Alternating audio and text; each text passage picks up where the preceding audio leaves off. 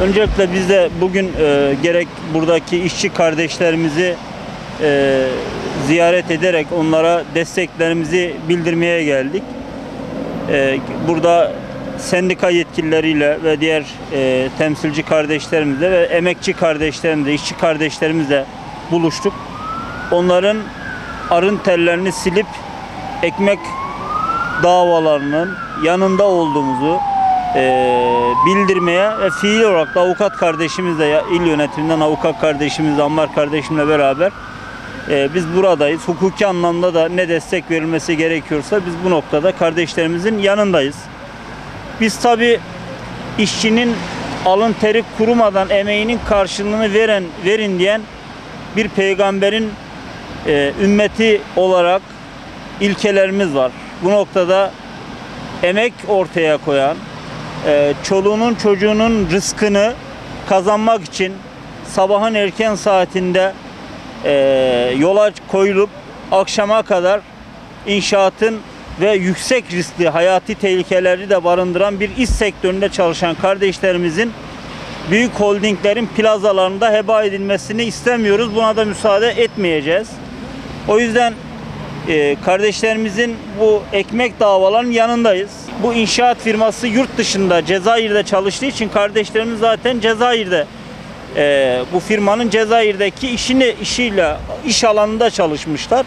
Haliyle Türkiye yetkililerinin özellikle Dışişleri Bakanlığı ile alakalı çok sağlıklı bir iletişimin veya muhatabın bulunmadığını da gördük. Hatta evet, telefona çıkan bir hanımefendinin oraya giderken bize mi sordunuz şeklindeki yaklaşımını da kınıyoruz.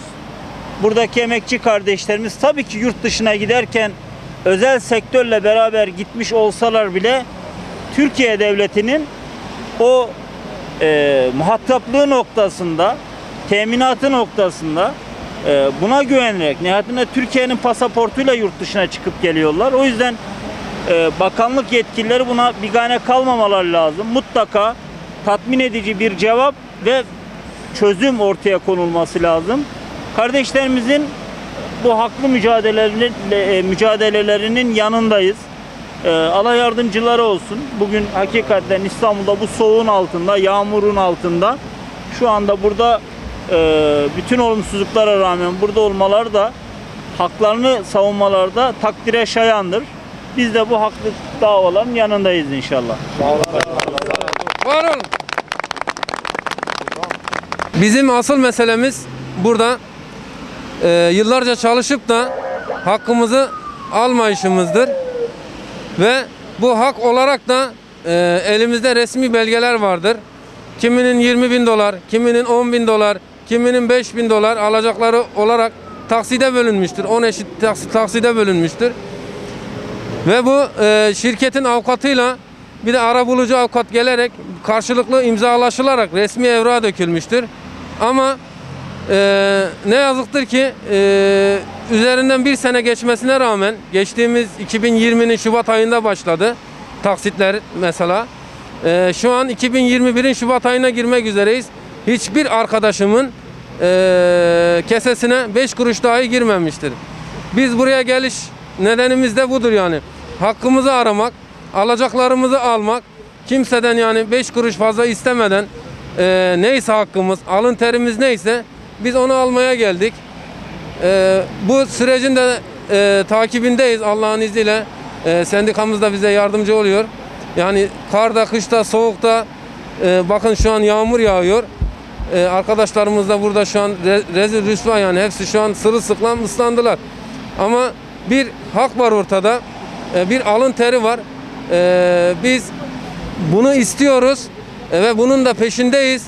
Ne olursa olsun almadan da dönmeyeceğiz.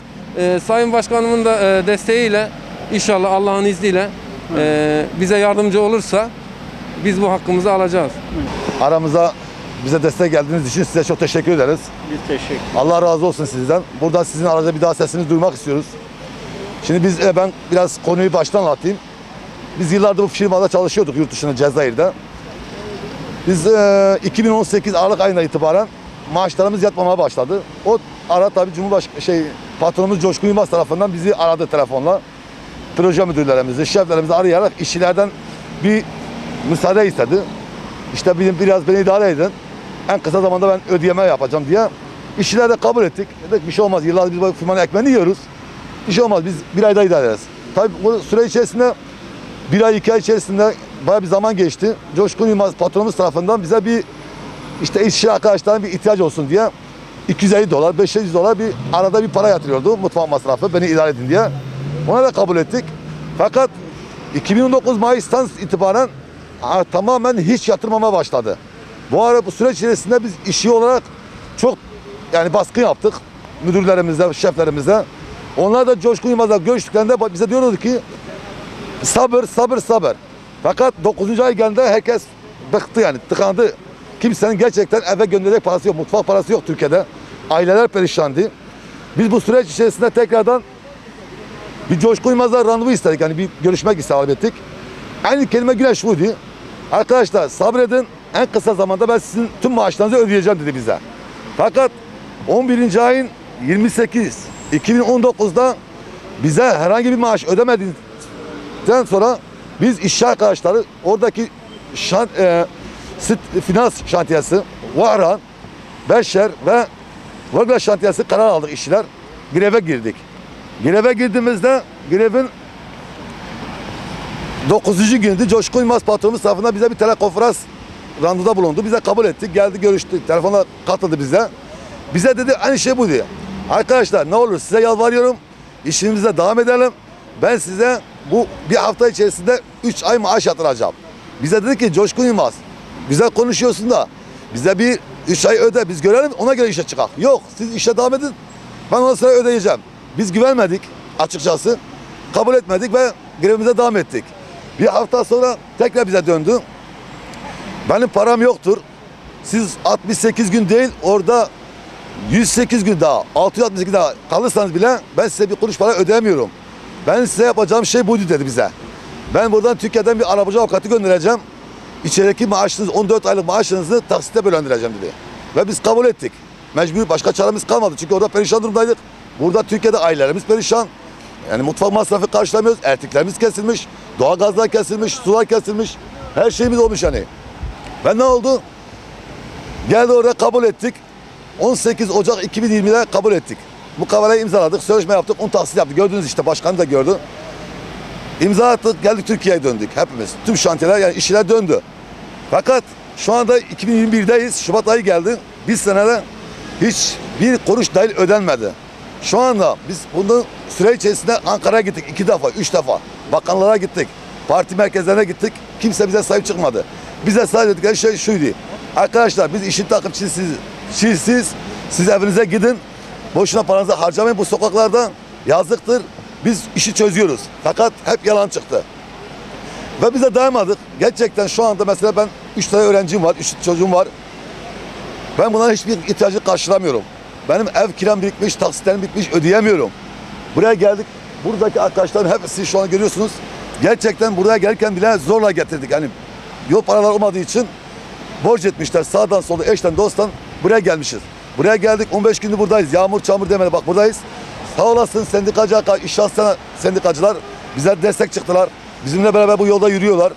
Bize yardımcı oldular. Yemek olsun, yatacak yer olsun temin ettiler. Allah razı olsun. Fakat burada bir daha bakanlara sesleniyorum. Burada biz 15 gündür burada toplanmışız. Her gün basında açıklama yapıyoruz, çağrımızı yapıyoruz. Hemen tüm partiler sesimizi duydu geldi. Allah razı olsun destek verdiler. Neden hükümetimiz halen bir adım attırmıyor? Niye gelmiyorlar? Sesimizi duymuyorlar. Duyuyorlar. Kesinlikle duyuyorlar. Çünkü biz bu süreç içerisinde, bu 15 gün içerisinde 3 defa bakanlığa ulaşan arkadaşlarımız oldu. Vekiller aradılar. Biz işin takipçisiyiz. Hep oyalama yani. Başka bir şey diyemiyorum.